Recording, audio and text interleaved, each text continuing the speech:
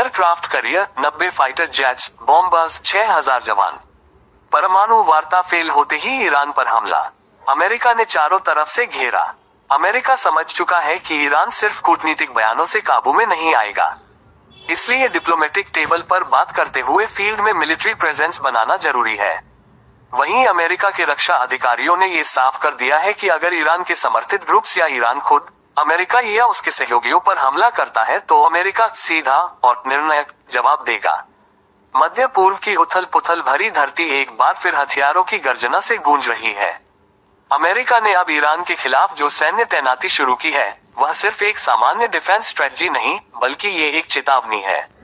America ने जिस तरह से ईरान को घेरा है उससे साफ पता चलता है कि ईरान अब अमेरिका को हल्के में नहीं ले सकता है। B-2 स्टील्थ बॉम्बर्स से लेकर फुल कैपेबिलिटी एयरक्राफ्ट कैरियर्स और साइप्रस से लेकर इजराइल तक जिस तरह का मिलिट्री कोऑर्डिनेशन अमेरिका ने तैयार किया है वो साफ साफ शब्दों में बताता है कि अमेरिका अब सिर्फ धमकी देने के मूड में नहीं है। अमेरिका ने ईरान से बातचीत से पहले जिस तरह से इस क्षेत्र में विशालकाय विनाशक फोर्स भेजा है उससे आशंका बनती है कि अगर ये बातचीत फेल हो जाती है तो फिर क्या होगा। अमेरिका ने हिंद महासागर के दिएगो गाजिया द्वीप में भी 2 स्टेल्थ बॉम्बर्स के 6 यूनिट तैनात कर दिए हैं। इसके अलावा इजराइल की रक्षा के लिए अमेरिकी THAAD एयर डिफेंस सिस्टम को तैनात कर दिया गया है और इतना सब करने के बाद अब अमेरिका ने अपने दूसरे एयरक्राफ्ट कैरियर को भी मिडिल ईस्ट की तरफ रवाना कर दिया है। इनेट न्यूज की रिपोर्ट के मुताबिक अमेरिकी aircraft carrier Carl Vinson Middle East के करीब पहुंच चुका है। इसमें 90 फाइटर जेट्स और 6000 से ज्यादा चालक दल के सदस्य हैं। इसके अलावा एक और aircraft carrier Harry S Truman Middle East में पहले ही तैनात है। परमाणु समझौते को लेकर अमेरिका और ईरान के अधिकारियों के बीच आज ओमान में बैठक होने वाली है। वहीं ईरानी के सरकारी टीवी चैनल ने शुक्रवार सुबह घोषणा की थी कि ईरानी उप विदेश मंत्री अब्बास अरागची और अमेरिकी विशेष दूत स्टीव विटकॉफ के बीच ओमान में शनिवार की बैठक की कोई भी तस्वीर जारी नहीं की जाएगी, जिससे ये संकेत मिलते हैं कि ये बैठक आमने सामने की बातचीत वास्तव में हो सकती है, जिससे पहले ईरान ने इनकार कर दिया था। ईरानी विदेश मंत्रालय के प्रवक्ता इस्माइल बागरी ने कहा कि हम कूटनीति को वास्तव में एक मौका दे रहे हैं।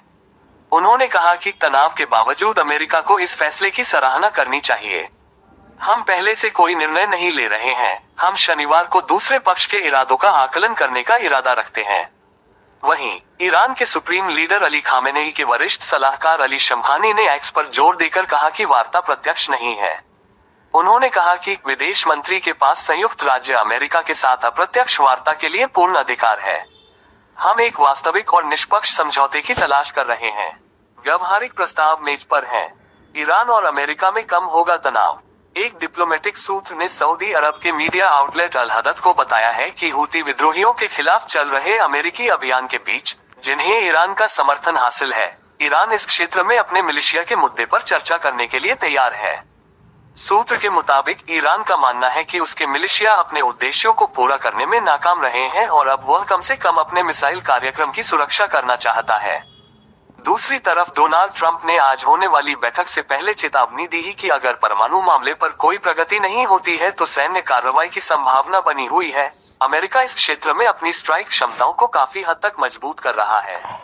नई सैटेलाइट तस्वीरों में USS कार्ल विंसन को मलक का जल्द मरुमध्य के माध्यम से हिंद महासागर में प्रवेश करते हुए दिखाया गया है। ये USS हैरी एस ट्रूमैन को ज्वाइन करने वाला है, जो पहले से ही मध्य पूर्व में तैनात है।